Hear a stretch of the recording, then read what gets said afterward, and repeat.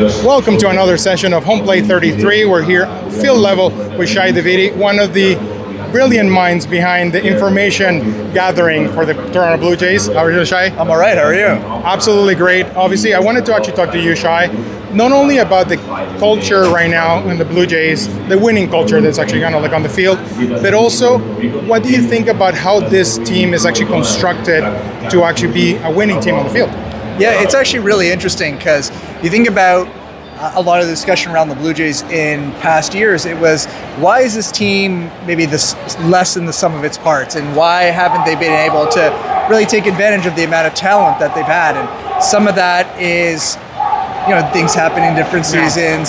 Some of it is maybe a talent level, but what they've really spent a lot of time in the offseason focusing on was how can they maximize the roster and put together all the different pieces more effectively. And you've really seen that play out, because this is not a team that has gotten to its current record in the way that they were designed to, right? Anthony Santander was supposed to be able to be part of it. Andres Jimenez, who has been injured a couple times, he was supposed to be a big part of it. Max Scherzer was missing for the first couple months of the season. So a lot of things have changed, and guys like Eric Lauer and Miles Straw and Joey Luperfido and Nathan Lucas and Addison Barger, who weren't necessarily expected to play key roles on this team, have done so. So it's a really interesting exercise in having different pieces and understanding how to make them fit really well together. The Blue Jays, sort of in a way, fashion somewhat similar, different but similar to the Milwaukee Brewers, have really found a way to make the best of their roster. And I totally agree with you. It's kind of one of those teams that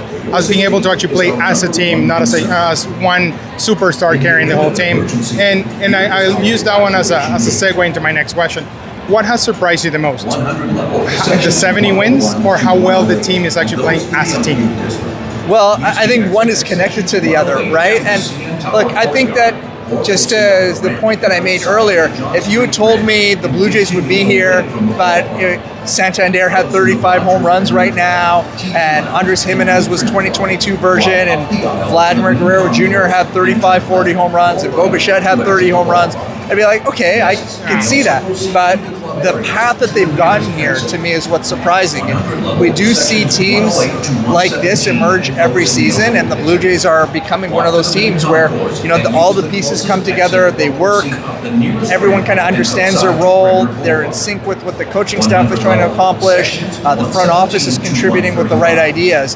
It's rare, it's difficult to have this kind of season, and even if you look at it within the context of Blue Jays history, there aren't a lot of Blue Jays teams that have been built like this. They've usually been much more top-heavy on the roster than this club has been. So I think that, to me, is maybe the biggest surprising element of the season. It's not that they are having a good season, it's just their pathway to it. Yeah, and I'm going to quote Vladdy when I interviewed him. They're not having a great season, they're having a good season.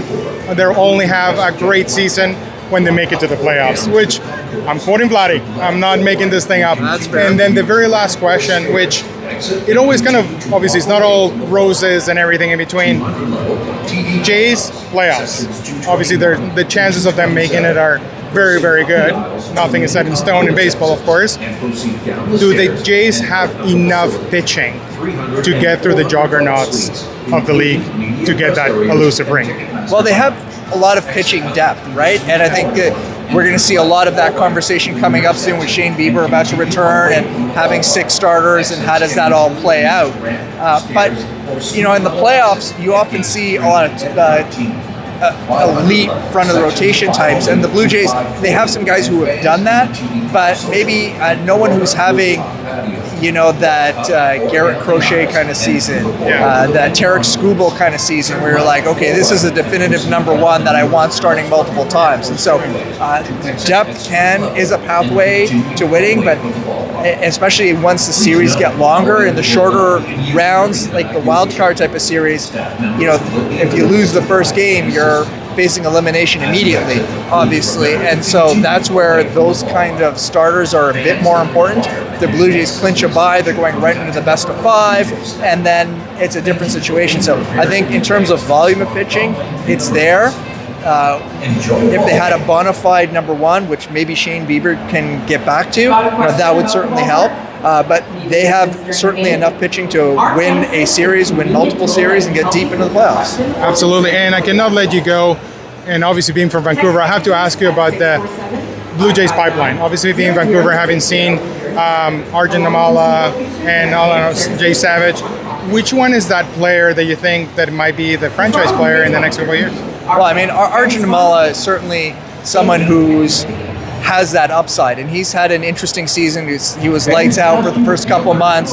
He's gone through a period of struggle since, and that can happen in that league because it's just a 6-team league. Everyone gets to know each other really well, and if you have a flaw, it gets picked apart. But the talent level for him to be an elite player is there. We have to remember how young he is. He is only 10 months older than the Blue Jays' first-round pick this year, JoJo Parker, but he's already into his about to complete his second pro season. Yeah. So he's accomplished a lot for someone his age, well above the curve, and the struggles that he's had now should help him well next year when he's presumably in Double-A and moving upwards. So I think obviously Trey Savage is going to have an impact sooner. Gage Stanifer has made a huge jump. Cal Steven, who was in Vancouver for a period of time, is now in the Cleveland system, but he had another nice season. So a lot of interesting talent has moved through Vancouver this year. But I think Namala is the guy with the highest ceiling. Well, I totally agree with you. He has a lot of growing up to do. I don't know, he's only 19, so obviously there's a lot of growing as a person and growing as a player, but I think the talent is actually there. So thank you very much, Shai. Really appreciate it to actually join us and give us a few minutes. And the cameras of on Home Plate 33, they're always welcome for you. Thank you very much. My pleasure. Appreciate it. All right. Thank you very much, Sean.